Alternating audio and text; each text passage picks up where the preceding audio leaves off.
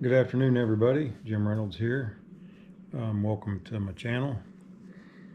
And down here we got the little Bella. She's out here keeping me company, as she always does. But we're going to talk a little bit about what do you do with your bike in the wintertime. Here in West Virginia, we do get a winter. We get a pretty cold winter. Not always a lot of snow, but we usually get some cold weather. So I'm just going to talk to you a little bit about what I do, which isn't a big deal. I don't really mothball mine because if we get a nice day in the middle of the winter, I might get her out and go somewhere. I don't take it out when it's salts all over the place or it's messy or sloppy. But on the rare occasion that we do get a warm day in the wintertime, I'll pull her out and we'll go. So I don't do anything that's going to completely take me out of riding in the winter months. The Borderline Hog chapter has a New Year's Day ride where we have a lunch on New Year's Day, and it's kind of a tradition. I've not done it yet, but we will meet at Logan's Roadhouse for lunch on New Year's Day, and the hardier souls will ride on that day. So that'll be the first day of the year, so you get a first ride in of the new year.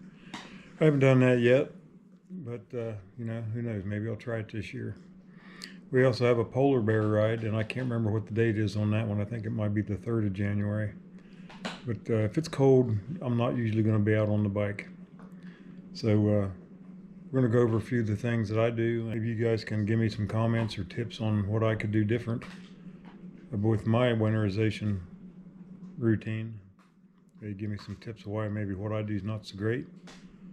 But what I do so far has worked for me, and I've been riding for a few years, and it's not steered me wrong yet. So we'll get into that here in just a second.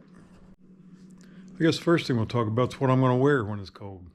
And this isn't everything I got, but just generally, this is a selection of gear I have. Here we have, this is a Harley Davidson leather jacket. Bought it, my daughter bought it for me. It's pretty heavy. It's not super thick lined. It's got this more for, lightweight riding. I also have this one here. This is more your traditional, I don't know what you call it, motorcycle bomber type jacket. That's probably the first one I got, and it's got the insulated liner that goes in it. It's got a zippered in, a neck warmer that goes in it. So, but you can remove the inner liner if you want to make it cooler.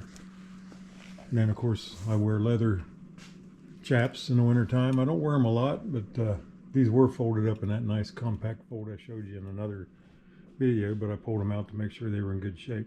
My winter riding gear selection will be a combination of these three things here. With I also showed you the vest I got last year for Christmas. My wife got me. That is a thermal vest. You turn it on, it's a heated vest. So I could combine that with any of these three jackets and go. But like I said, if it's super cold, I won't be out on the bike. But I've got enough stuff here to keep me warm for short distances. You can bundle different things together, sweatshirts, thermal underwear, stuff like that. And I didn't bring them out here. I also have a pair of jeans, thick jeans. They have Kevlar built into them, and the padding and stuff like that, like the knee protectors and stuff like that. I don't have them out here to show you. As far as my hands, these are some gloves I have. I don't have nearly the selection of gloves that some people have, like old recycled Hooligan's got a nice set of gloves with the gauntlets on them. I should get into those. But these are my light riding. These are used to be my go-to pair until I got these red, white, and blue ones. I love these. I love the look of them. I like the feel of them. And of course, got a couple guys out there that I saw. Old Mac and Motorbomb Virginia wore these, and there's probably some other people out there. And I just thought I'd have to have that pair, so I got those. Those are more for warmer weather riding. And then I got these Indian Ridge gloves my wife got me. These more a little warmer. They have built-in protection on the knuckles. They're a little thicker. They have a gauntlet in the cuff there, and you can also use them. You can see you can use them with your cell phone. That's pretty much the glove selection I have. I have another lighter pair, but these are my glove selection, which that's not going to be adequate for super cold riding. But again, I'm not going to be riding when she's super cold. And this is just an example of a gaiter I have. It's a thing to put over your neck and up over your face if you need to. And I'm going to use a full face helmet, or not a full face helmet, because I guess I do have a full face helmet. I should show it to you. I didn't have it ready, but I'm going to wear a full modular. That's my go-to helmet with my camera set up. I do have a half helmet that I'm not going to wear in wintertime at all, but I don't wear it very often anyway because I don't feel comfortable when I wear the half helmet. I feel like when I get in my truck or my car and go down the road with my seatbelt unbuckled, I just don't feel like I'm quite there if I don't have the modular at least on. Now, as far as what I do to my trike in the wintertime,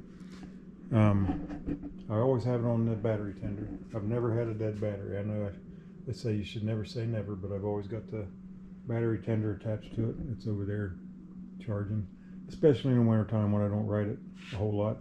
This past summer I haven't ridden a lot because of my back, and I'm happy to say that my back seems to be getting a lot better, so I hope to do a lot better job riding this year. But as far as the gas tank, I will top the tank off, and I'm going to use Stables in it. This is Stables that I use. It's what I've been going with, and I think the instructions say an ounce per every 2.5 gallons of gasoline, and I think that tank on this thing's, I'm not real sure, I should know, but the capacity is about 5 gallons, so I'm going to put 2.5 gallons of Stables in there, let it run for a little while, let it work through the system, and I'm going to shut it off. And so I'm going to fill the tank up if it's not already, and then full tank is better than a low tank for condensation and stuff like that. Some people say that you should take the weight off the tires because you get flat spots. I don't know if I've ever had that problem. I've never done it, and the whole time I've ridden my bikes, I've had bikes, I have not done that ever in wintertime. First of all, I don't have a jack, and I'm not going to go buy a jack. I'm not a mechanic, and there's not very likely I'm going to be working on my bike. Not yet. I don't have the tools, and I don't have the know-how. So, especially since I got the trike, I don't have a jack to jack that thing up. I've got the typical jacks if I have to do something to a wheel or a tire. But anyway, I've heard people say that if you don't jack them up, you'll get a flat spot on your tire. I don't know if that's true or not. I've never done it. But throughout the winter, I can't leave it alone. I'll get out there and I'll move it back and forth. I'll roll it out on a nice day and start it up. And I know that some people say that's not a good idea either. But I will let it warm up to operating temperatures and let it get nice and warm so I don't have that. I can't remember what they say that can cause if you don't let it warm up to the proper operating temperature. I don't put a piece of carpet down underneath the footprint of it. I've just never done it. I know some people will do that. I just keep an eye on it. I don't just let it sit there and don't pay attention to it for 2 months, 3 months. I'm usually checking it out and doing maintenance and stuff like that. Probably an oil change in the spring. I'll take it, a lot of people say don't take it to the Harley shop because they'll charge you an arm and a leg, but I haven't had any trouble with that. I'll take it in the spring and I'll have the bike checked out, make sure it's good to go for spring season. May or may not need a new tire on the front. They say that trikes eat front tires a lot worse than a two-wheeler will, and I can see why. I might get another half a season out of the front tire, maybe a whole season. As far as winterization, I don't cover it. I have a cover that I could probably cover it with, but I don't cover it. We've had trouble when we first moved in here, we had trouble with rats. They've actually eaten up parts of my wife's motor. We've gotten rid of them and haven't seen any sign of them lately, but they say if you cover them up, that gives a place for varmints to go in and do their thing. So I like to keep it where I can look at it and give it the once over every now and then. If you wonder what I'm looking at, I got old Bella Wonder down in here with me, right? She's She likes to keep me company, don't you? You're a good girl, aren't you? Like to keep me company. So anyway, she's out here wandering around, and every time she moves, I look. So that's what's going on there. But anyway, that's just a short and sweet of what I do. All my gas-powered equipment, my generator, my grandson's four-wheeler gets the Stabills, my lawn tractor, which I need to get my, I got a 48-inch snow blower, which I hope I don't need it, but I need to get it up here and get that attached just in case I do need it, because shoveling snow is not fun.